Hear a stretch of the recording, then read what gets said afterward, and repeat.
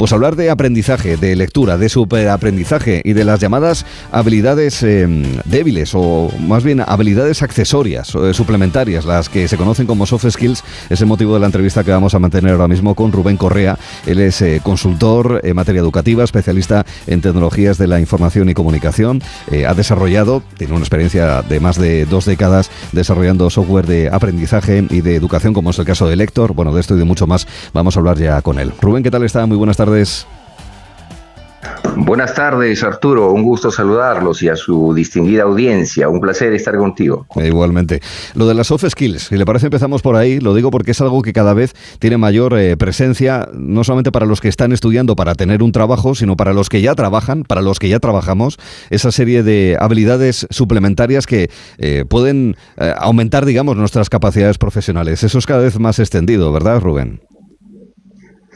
Claro, en realidad ahora se llama habilidades transversales, o sea, el Foro Económico Mundial en su último reporte ha dado cuenta que lo que le espera al mundo es un cambio radical. Es decir, las universidades están en jaque, porque la mayoría de personas que terminan la universidad prácticamente están en el partidor al mismo nivel. Pero ¿qué sucede en el mundo empresarial? Las grandes empresas como Google, Microsoft, Facebook, ya no necesariamente contratan a los trabajadores que salen de la universidad, no.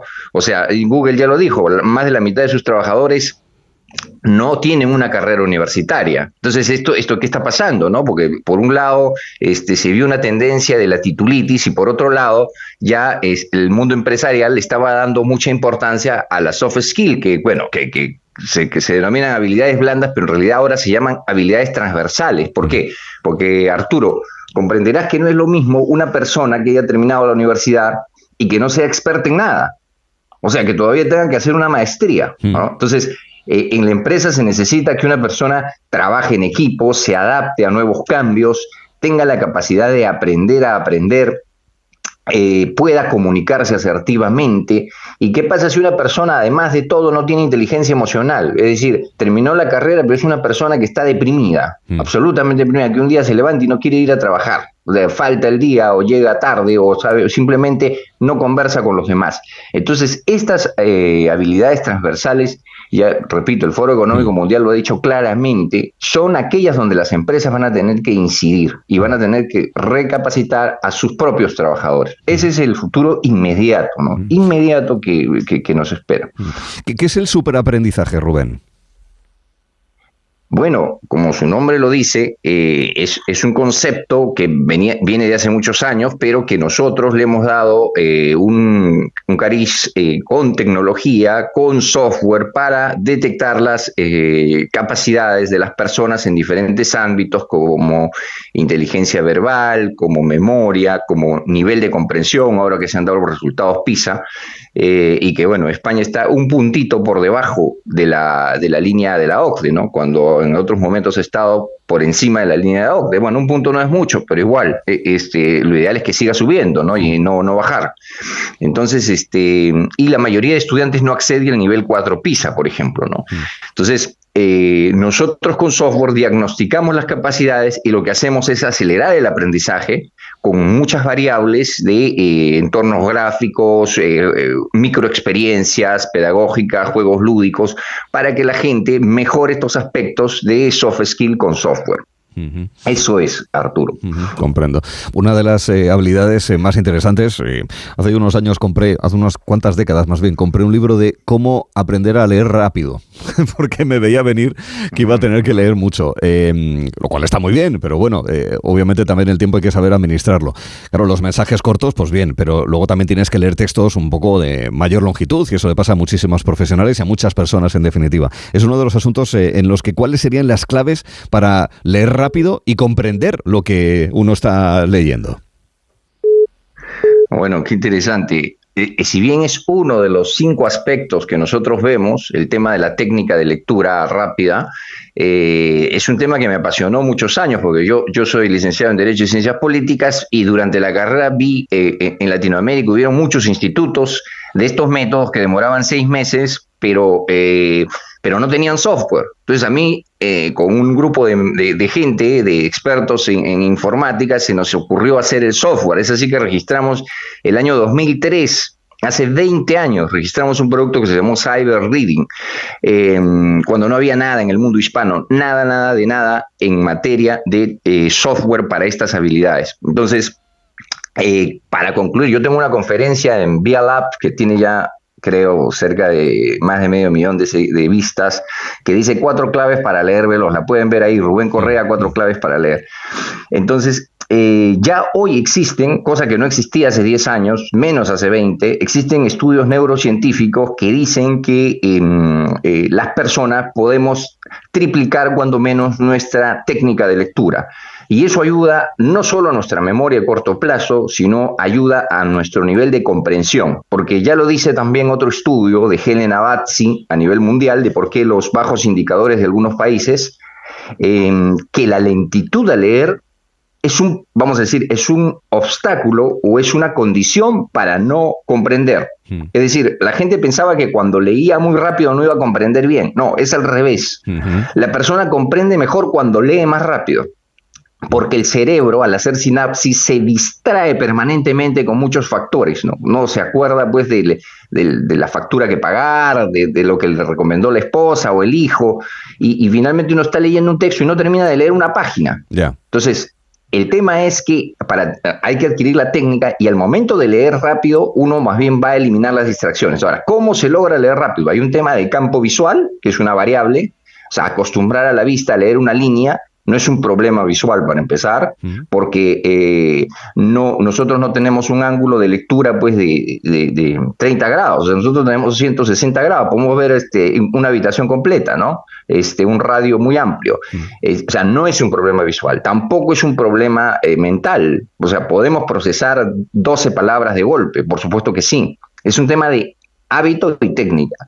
Y obviamente hay lecturas más complejas, ¿no? Pero vamos a decir, campo visual, memoria de corto plazo, procesamiento de 10 a 12 palabras de golpe y no regresión, ¿no? No regresión es no regresar pues la vista, como lo dice el término. Y por último, eliminar la subvocalización, Arturo. Esta tal vez la pepa de la pepa, ¿no? Como dirían algunos. O sea, la subvocalización es un problema que nos ocurre a casi todos, por no decir el 99% de las personas sin técnica subvocalizan cuando leen. ¿Qué quiere decir? Que repiten la palabra en su mente. ¿Por qué? Y por eso cuando se hacen los test universalmente, porque ya los hacen las más grandes universidades, se prueba la velocidad de lectura de una persona es alrededor de 200 palabras por minuto. Entonces, 200 palabras por minuto es más o menos media página por minuto. Pero ¿qué sucede? ¿Por qué nos estancamos en ese límite? ¿Por qué un alemán, un estadounidense, un americano lee 200 palabras por minuto? Un español lee 200, en promedio, más o menos 5%. Porque nosotros, ahora mismo, Arturo, que estamos conversando, nuestra velocidad del habla es 200 palabras por minuto, promedio, más o menos 10% en el habla, porque hay gente que habla muy rápido.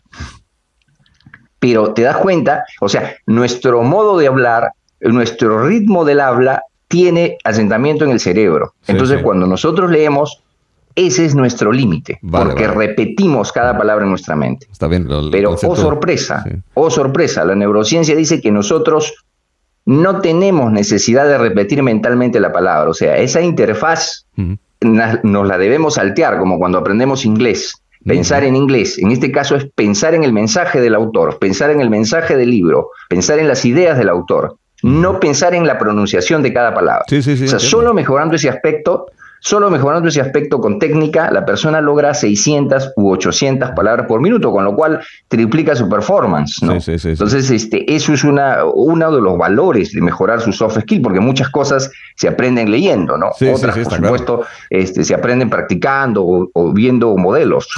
Eso es, Arturo. Y en todo caso, aplicando, cuando los textos son buenos, están bien escritos y son para degustar y disfrutar, se puede ir a la velocidad normal, pero ya digo, cuando hay que leer cosas a lo mejor que son algo más áridas y que es que hay que leerlo, quieras o no, pues es muy interesante lo que acaba de comentar. Por último, la inteligencia artificial. ¿Hasta qué punto es un resorte para mejorar el aprendizaje o puede ser un problema en el sentido de, en fin, que no utilicemos nuestra memoria, nuestro razonamiento, nuestras asociaciones de ideas? A mí me da la sensación de que tiene una especie de doble cara, ¿o no es así, Rubén?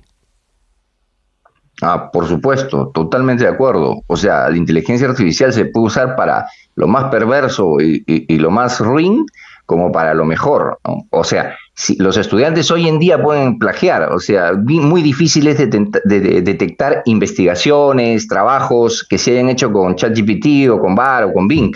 Es muy difícil detectarlos.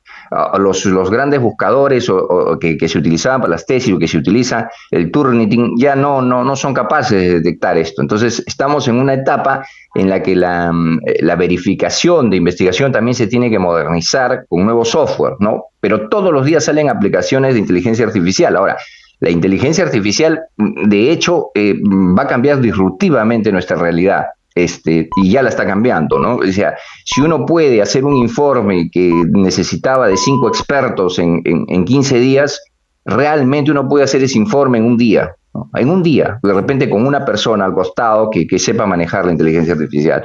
Entonces, lo que la gente tiene que estudiar es cómo aplica la inteligencia artificial a su profesión o a su empresa. Y eso es, vamos a decir, como el pan de cada día. Ahora, los grandes problemas lo van a tener pues el mundo jurídico para delimitar el tema del derecho a la propiedad intelectual y el tema del derecho a la intimidad, ¿no? Porque se meten los grandes datos, ¿no? La inteligencia puede descifrar todo, ¿no? Sí. Esa es la realidad.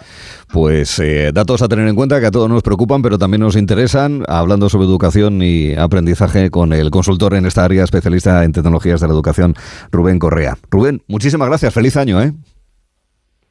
Muchas gracias a ti y a tu distinguida audiencia. Encantado de estar aquí en España.